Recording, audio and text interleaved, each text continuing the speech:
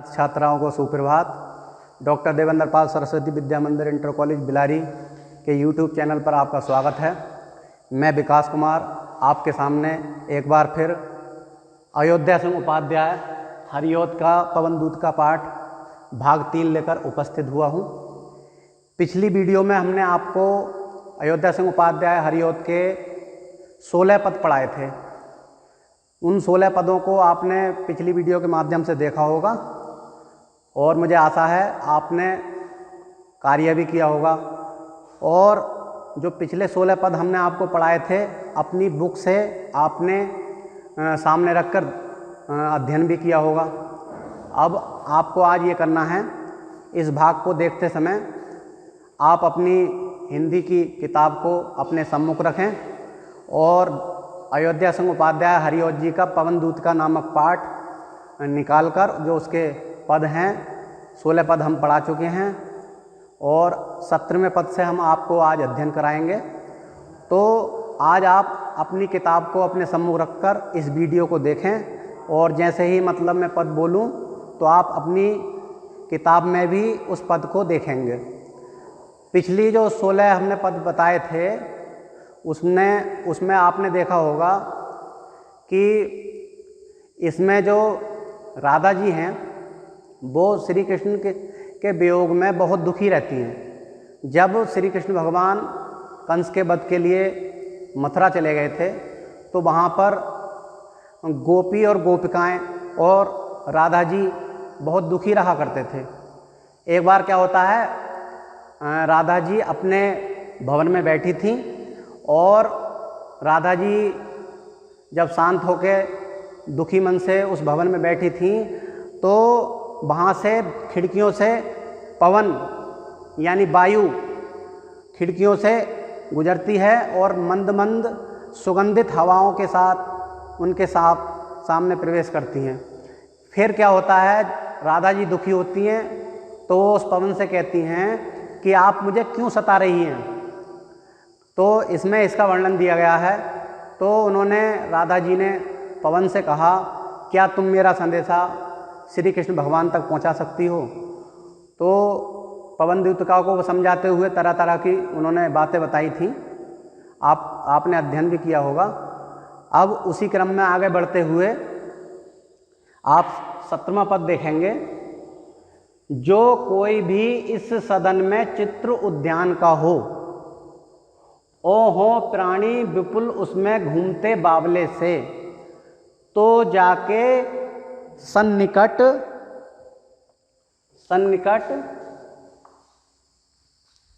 जाके सन्निकट उसको ओ हिला के उसे भी, देवात्मा को सुरती ब्रज के व्याकुलों की कराना। यानी राधा जी कहती हैं पवन दूत का जो दूत बनाकर भेजी थी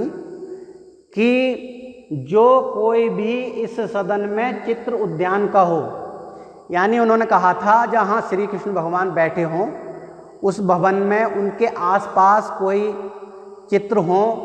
टंगे हुए, तो उनको देखकर जो कोई भी हो इस सदन में चित्र उद्यान का हो। तो उन्होंने कहा जो कोई भी इस यानी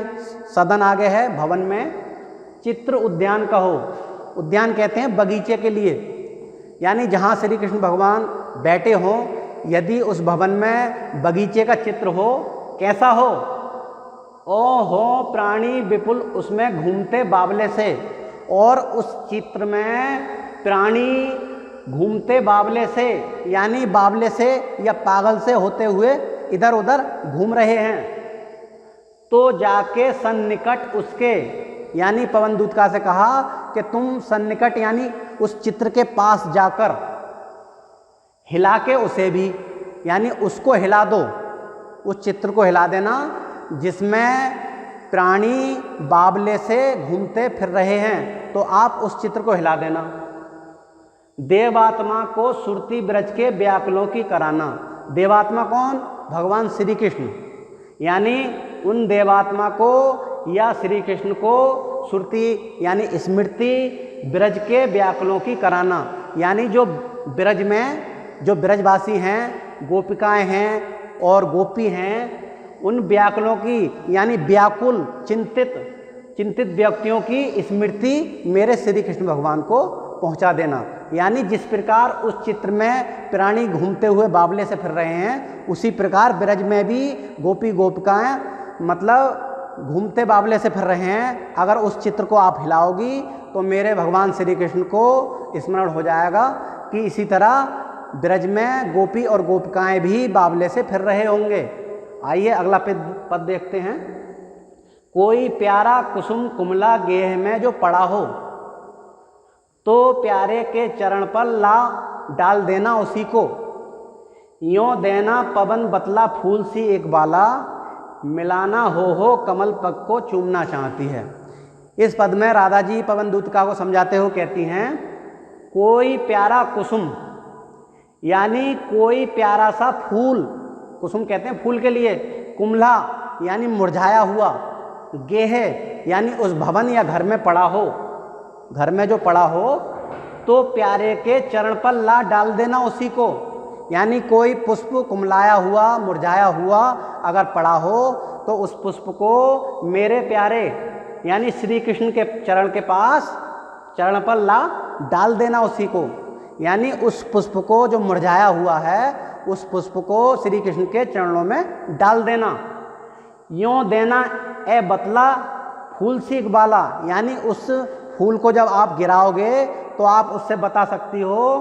कि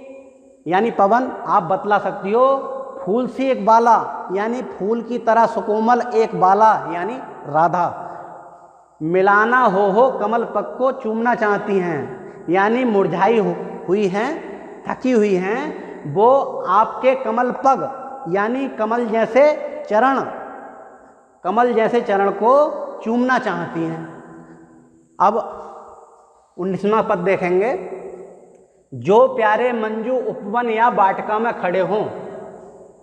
छिद्रों में जा क्वणित करना वेणुसा कीचकों को, यों होवेगी सुरती उनको सर्व गोपांगना की, जो है बंसी श्रवण रुचि से दीर्घ उत्कंठ होती। यानी इस पद में राधा जी पवन से कहती हैं, पवन दूतिका से कहती हैं, जो प्यारे यानी मेरे श्री कृष्ण मंजू वन यानी सुंदर वन में या वाटिका में खड़े हों, छिद्रों में जा क्वणित करना, छिद्रों में जाकर बजाना, क्वणित मानी कहते हैं बजाने के लिए, वेणुसा बांसुरी की तरह, कीचकों को कीचक कहते हैं, कीचक जो होते हैं वो बांस होते हैं, तो यानी बांस से बनी हुई जो बांसुरी होती है उस वेणुसा यानी बांसुरी को बजाना। यों होवेगी सुरती उनको सर्व गोपांगना की, जब आप अपने वायु के वेग से जब बांसुरी को बजाओगी, क्वणित मानी बजाना, तो हमें यानी उन्हें होवेगी सुरती यानी स्मृति, सुरती कहते हैं स्मृति के लिए, उन्हें हमारी स्मृति हो जाएगी। किसकी? सर्व गोपांगना की, यानी जो हम गोपिकाएं हैं उन सब की स्मृति श्री कृष्ण भगवान को हो जाएगी। जो है बंसी श्रवण रुचि से दीर्घ उत्कंठ होती, यानी जो गोपिकाएं हैं वो श्रवण रुचि यानी सुनने की रुचि या चाहत दीर्घ उत्कंठ होती, यानी उन्हें बहुत चाहत होती थी श्री कृष्ण की बांसुरी को सुनने के लिए, क्योंकि पहले श्री कृष्ण भगवान जब ब्रज में रहते थे तो वो अपनी बांसुरी से सबको मोहित कर लिया करते थे, मन मोह लेते थे। जब वो मथुरा चले गए तो गोपिकाओं को बांसुरी की जो आवाज़ थी वो सुनने को नहीं मिल रही थी, तो उन्होंने कहा कि उन बांसों में, बांस की जो बांसुरी है आप उसमें अपने वायु के वेग से बजाना, तो उन्हें हमारी सुरती हो जाएगी, स्मृति हो जाएगी कि गोपिकाएं भी मेरी बांसुरी को कभी सुना करती थी। अगला है 20वां। लाके फूले कमल दल को श्याम के सामने ही, थोड़ा थोड़ा विपुल जल में व्यग्र हो डुबाना, यों देना ए भगनी जतला एक अम्भोज नेत्रा, आँखों को हो बिरह बिदरा बारी में बोरती है। इस पद में राधा जी पवन से कहती हैं कि लाके फूले कमल दल यानी कमल के फूल का एक समूह श्याम के सामने ही यानी श्याम के सामने लाना, थोड़ा थोड़ा विपुल जल में व्यग्र हो डुबाना, यानी उस पुष्प को, कमल के पुष्पों को थोड़ा थोड़ा जल में व्यग्र हो, यानी थोड़ा गुस्से में हो डुबाना, यानी धीरे धीरे करके उसे डुबाना। यों देना ए भगनी जतला एक अम्भोज नेत्रा, यानी भगनी होती है स्त्री, अम्भोज नेत्रा होती है कमल रूपी नैन वाली। अम्भ ये जो होता है कमल होता है, और नेत्रा अम्भोज नेत्रा यानी कमल नयन वाली। यों देना भगनी जतला एक अम्भोज नेत्रा, यानी कमल रूपी नैन वाली एक भगनी स्त्री यानी राधा आँखों को हो विरह विदुरा में बारी में बोरती हैं, यानी अपनी आँखों को विरह विदुरा यानी विरह में व्याकुल, विरह में परेशान, बारी यानी जल में बोरती हैं, यानी उनकी आँखों में आंसू आते हैं। आइए 21वां देखते हैं। धीरे लाना बहन करके नीप का पुष्प कोई, ओ प्यारे के चपल दरख के सामने डाल देना, ऐसे देना प्रकट दिखला नित्य आशंकिता हो, कैसी होती विरह बस में नित्य रोमांचिता हो। यानी राधा जी कहती हैं पवन से कि धीरे लाना, यानी धीरे से लाना बहन करके नीप का, यानी नीप कहते हैं कदम्ब के लिए, कदम्ब यानी कदम्ब का पुष्प कोई, धीरे से लाना कदम्ब का पुष्प कोई, यानी श्री कृष्ण भगवान के पास कदम्ब का कोई पुष्प धीरे से लाना। ओ प्यारे के चपल द्रग, ओ प्यारे यानी श्री कृष्ण, यानी मेरे प्रियतम, यानी मेरे प्रियतम के पास या मेरे श्री कृष्ण के पास चपल द्रग के सामने, चपल यानी चंचल, और द्रग कहते हैं आँखों के लिए, चपल द्रग के सामने यानी चंचल आँखों के सामने डाल देना। राधा जी कहती है पवन जी से कि आप नीप का यानी कदम का कोई पुष्प लेकर धीरे से मेरे प्यारे, मेरे प्रियतम श्री कृष्ण के चपल द्रग यानी चंचल आँखों के सामने डाल देना। ऐसा देना प्रकट दिखला नित्य आशंकिता हो, यानी उन्हें ऐसा प्रकट करके दिखला देना कैसी होती है विरह बस में, यानी विरह के बस में जो स्त्री होती है, विरह से व्याकुल होती है, मैं नित्य रोमांचिता हूँ, यानी उनकी विरह में मैं रोमांचित होती हूँ। बैठ नीचे, अगला है ये 22वां, बैठ नीचे जिस बिटप के श्याम होवें उसी का, कोई पत्ता निकट उनके नेत्र को ले हिलाना, यों प्यारे को विदित करना चातुरी से दिखाना, मेरे चिंता विजित चित्त का क्लांत हो कांप जाना। यानी अगले पद में 22वें पद में राधा जी पवन जी से कहती हैं, पवन दूतिका से, बैठे नीचे जिस बिटप के, यानी बिटप कहते हैं वृक्ष के लिए, बैठे नीचे यानी जिस वृक्ष के नीचे श्याम हो मैं उसी का, यानी मेरे श्री कृष्ण जिस पेड़ के नीचे बैठे हों, बिटप यानी वृक्ष के नीचे, श्याम हो उसी का, यानी जिस वृक्ष के नीचे मेरे श्याम बैठे हों उसी वृक्ष का कोई पत्ता निकट उनके नेत्र को ले हिलाना, यानी उसका कोई एक पत्ता जो उनकी आँख के सामने हो, उनकी आँखों के सामने हो, उनके सामने नेत्रों के हिलाना, यानी उनकी आँखों के सामने उसे हिलाना। यों प्यारे को विदित करना चातुरी से दिखाना, और मेरे प्यारे श्री कृष्ण को विदित यानी कहते हैं ज्ञान कराने के लिए, विदित करना यानी उन्हें ज्ञान कराना, चातुरी से दिखाना, यानी उस पत्ता को अपनी चतुराई से श्री कृष्ण भगवान के सामने दिखाकर विदित कराना, यानी उन्हें ज्ञान कराना। मेरे चिंता विजित चित्त का क्लांत हो कांप जाना, यानी वो कहती हैं मेरे चिंता विजित यानी चिंता ने मुझे जीत लिया है, यानी मैं चिंता युक्त हो चुकी हूँ, यानी उन्हें बहुत चिंता थी। चिंता विजित यानी चिंता ने उन्हें जीत लिया है, राधा जी के पास चिंता रहती है, यानी उन्हें चिंता रहती है हर समय। तो मेरे चिंता विजित चित्त का क्लांत हो कांप जाना। तो पवन जी से कहती हैं कि आप ये एहसास कराना कि चिंताओं ने राधा जी को घेर लिया है और उनका मन चित्त मानी कहते हैं मन के लिए, क्लांत हो कांप जाना, यानी थका होकर उनका मन थक गया है और वो कांप जाती हैं, यानी श्री कृष्ण भगवान के विरह में वो कांप जाती हैं। अगला देखिए आप 23वां, सूखी जाती मलिन लतिका जो धरा में पड़ी हो, तो पाँवों के निकट उसको श्याम के ला गिराना, यों सीधे से प्रकट करना प्रीति से वंचिता हो, मेरा होना अति मलिन और सूखते नित्य जाना। राधा जी कहती हैं पवन जी से, पवन दूतिका से, कि आप सूखी जाती मलिन लतिका, यानी सूखी जाती मलिन, लतिका कहते हैं डाली के लिए, मलिन कहते हैं मुरझाई हुई, यानी जो सूख रही हो, जो डाली सूख रही हो, जो धरा में पड़ी हो, यानी कोई ऐसी डाली सूखी हुई जो पृथ्वी पर पड़ी हो, धरा कहते हैं पृथ्वी के लिए, पृथ्वी पर पड़ी हो, तो पाँव के निकट उसको श्याम के ला गिराना, यानी अपने वायु के वेग से पाँव के निकट, यानी किसके? श्री कृष्ण भगवान के, श्री कृष्ण के पाँवों के निकट, यानी श्री कृष्ण के पाँवों के निकट ला गिराना, यानी उनके चरण के पास उस सूखी हुई डाली को गिरा देना, यों सीधे से प्रकट करना प्रीति से वंचिता हो, और श्री कृष्ण के सामने ऐसा प्रकट करना कि प्रीति से वंचिता, यानी प्रेम से वंचित होकर, सीधे से प्रकट करना प्रीति से वंचिता हो, यानी तुम्हारी प्रीति से, तुम्हारे प्रेम से वंचित होकर मेरा होना अति मलिन और सूखते नित्य जाना,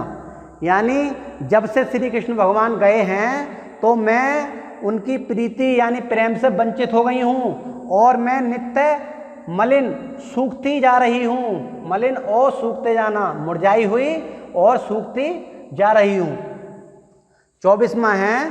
कोई पत्ता नवल तरु का पीत जो हो रहा हो, तो प्यारे के दृग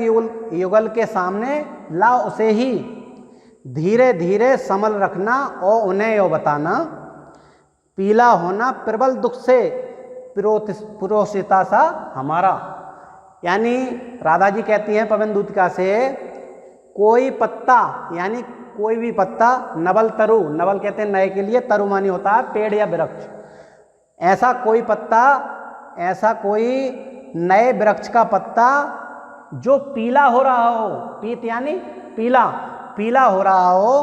तो प्यारे के दृग युगल, दृग युगल होता है आँखों का जोड़ा, दृग युगल, युगल मानी दोनों आँखें, दृग आँखें और युगल दोनों आँखें, तो प्यारे के दृग युगल यानी मेरे प्यारे श्री कृष्ण की दोनों आँखों के सामने या आँखों के सामने ला उसे ही, यानी किसे? जो पत्ता नए वृक्ष का पीला हो रहा हो, तो मेरे प्यारे श्री कृष्ण की दोनों आँखों के सामने लाकर धीरे धीरे संभल रखना, और धीरे से उसे संभाल कर रखना, और उन्हें यूँ बताना, उस पत्ते को धीरे से रखकर उन्हें ये बताना, पीला होना प्रबल दुख से पिरोसिता सा हमारा। पिरोसिता कहते हैं जिसका पति विदेश चला गया हो, पिरोसिता यानी जिसका पति विदेश चला गया हो, तो विदेश का मतलब श्री कृष्ण भगवान मथुरा चले गए थे, तो जिस तरह जिसका पति विदेश चला जाता है, उसी प्रकार श्री कृष्ण भगवान जब मथुरा चले गए थे, तो उस जिसका पति विदेश चला गया हो, उस महिला के समान प्रबल दुख, यानी उनको बहुत बड़ा दुख हो जाता है, और वो उस दुख से पीली होती जा रही हैं, पीला होना यानी वो पीली होती चली जा रही हैं।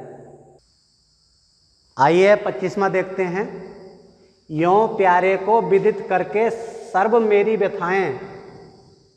धीरे धीरे बहन करके पाँव की धूली लाना, थोड़ी सी भी चरण रज जो ला ना देगी हमें तू, हाँ कैसे तो व्यथित चित्त को बोध में दे सकूंगी। यानी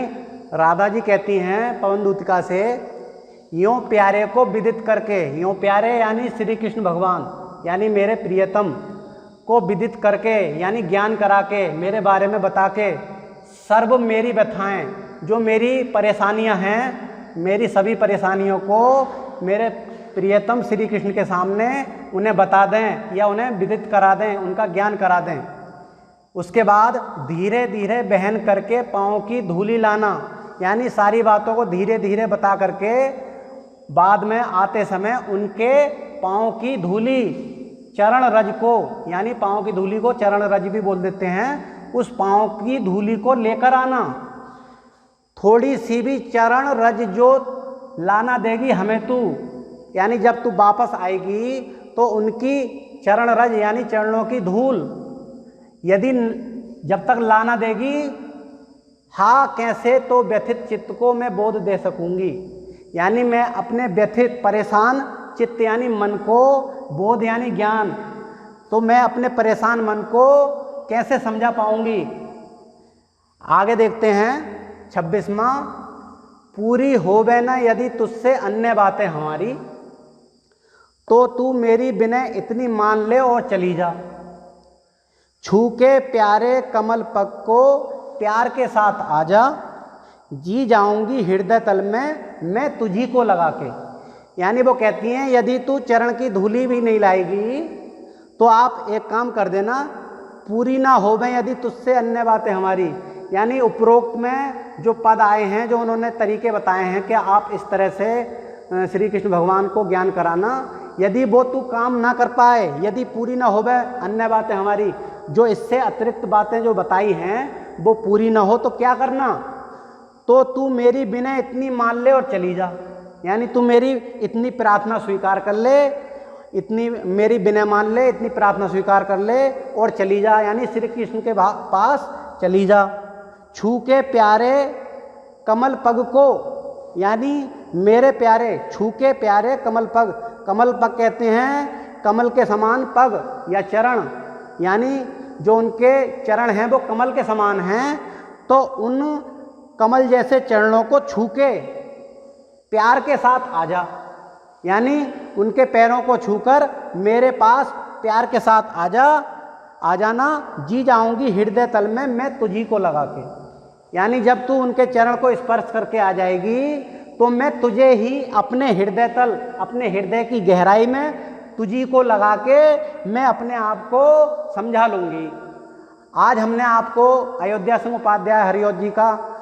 पूरा पाठ आपको पढ़ा दिया है। आप इसे मन से पढ़ेंगे और जो आपको काम मिलेगा उसे करेंगे। धन्यवाद।